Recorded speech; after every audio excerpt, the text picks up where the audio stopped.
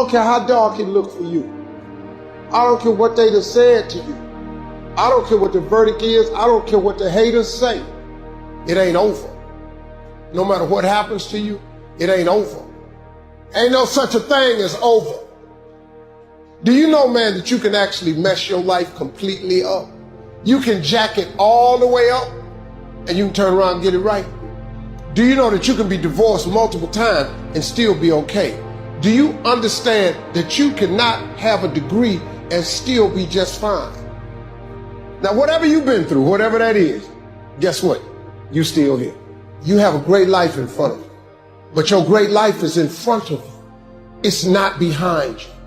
Pull yourself together and quit tripping because you in the process. God is processing you. He ain't through with you. If he was through with you, you would not wake up in the morning. Wake up in the morning. Working hard for something we don't care about is called stress. Working hard for something we love is called passion. I think one of the mistakes that people make is they think purpose comes from their job. I've been a whatever for so many years, and when then I lose my job or I retire, I now don't have a sense of purpose because I so closely associated my self-worth with the job that I did. I knew what my job was. I had a sense of purpose. And one wonders if those things are conflated, right? Which is, I had a sense of purpose for my job, and then when I didn't have the job, all of a sudden I woke up in the morning and didn't know what to do. The purpose is not your MOS. Your purpose is not you're a saw gunner. Your purpose is not the job that you wake up to do every day. Your purpose is something bigger. It's good for you to go take your place in the world. Have some ambition. Have a vision. Have a goal. Have a strategy. Try to be a good person. And not because it's your duty precisely, because that's the proper way to live. We're in danger of undermining all of that. And it's not good for people. One of the things that I've really learned, for example, recently, is that there's a very tight relationship between aspiration and responsibility. All we know is some get the spark and say, I'm going to change my life. I'm going to change my health. There's two ways to see the world. Some people see the thing that they want, and some people see the thing that prevents them from getting the thing that they want. The rule is, you can go after whatever you want. You just cannot deny anyone else to go after whatever they want. You don't have to do it the way everybody else has done it. You can do it your way. You can break the rules. You just can't get in the way of somebody else getting what they want. Every day I demand more from myself than anybody else could humanly expect. Yes. So you got to keep it moving. We're here to work, commit thy works. This is no place to stand still. This is an incredible opening here. And when you are going through some stuff during the challenging times in your life, if you keep it moving, you'll get out faster. You'll get blessings out of nowhere. Listen to me. Activity, doing the best you can.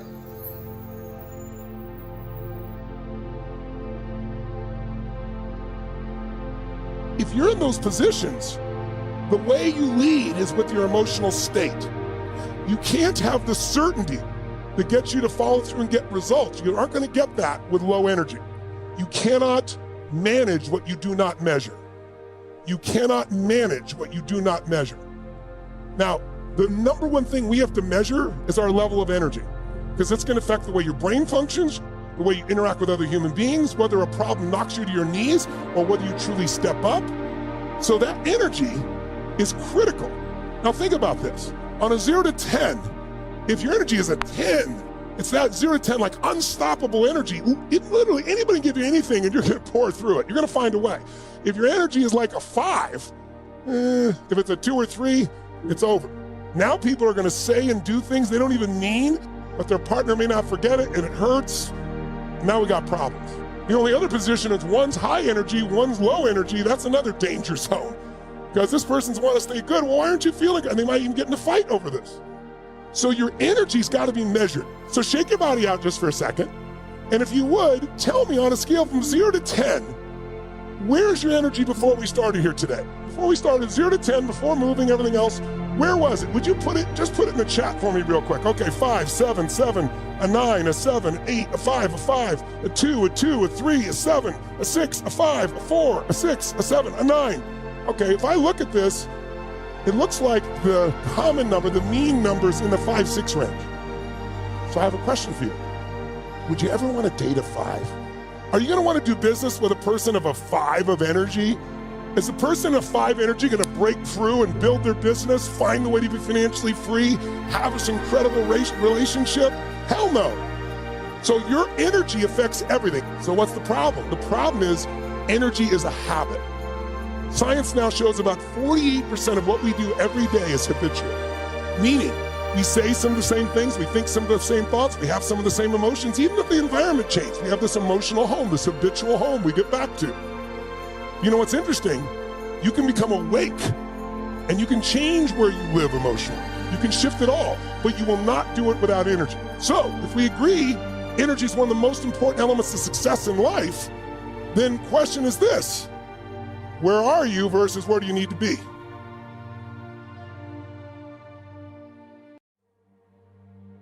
When I work with people, when I workshops or classes or anything, I always try to get people just to open their arms so that we can let the new in. Remember, this is the subconscious mind and this is where we're holding. So this is saying nothing new will get in. So I always like to feel that I'm open and receptive to new ideas, and I'm willing to learn, and I'm willing to change, and I'm willing to grow. And sometimes I don't want to, and sometimes it hits areas that I don't really care to change at the moment. And, you know, that's always an area that I know is important for me to work on. First, get serious. Next, get smart. Learn everything you can from every source you can. The next one was get going. No matter how smart you are, nothing much happens in terms of results until you put it into action. Just go to work. And the old ancient formula is probably the best: 6 days work, 1 day rest. Important not to get those numbers mixed up. Here's why activity is so important. It finally produces the miracle of reality. Yes, we need to be dreamers. Yes, we need to be architects for the future. But the architect needs the bricklayer. The bricklayer needs the architect knowing what to build. But the architect can draw the dimensions all day long. But unless somebody is willing to lay bricks, then the entity and the opportunity is never accomplished. So get going. Here's one that's important, and that is get better.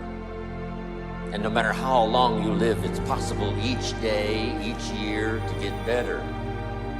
To get better at understanding the complexity of life, at handling a variety of personalities that come your way. Get better at conquering worry. Get better at language that works miracles and helping people see, change their lives. Get better at seeing so that you can enlarge what you are.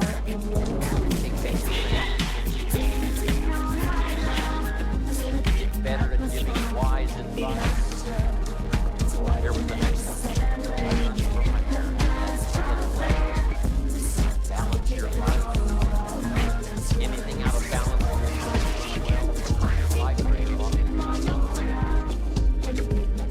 My parents put it this way: don't miss it. Don't miss the game. Don't miss the performance. Don't miss the show. Don't miss the set most. The average American family makes I asked a man one time what his salary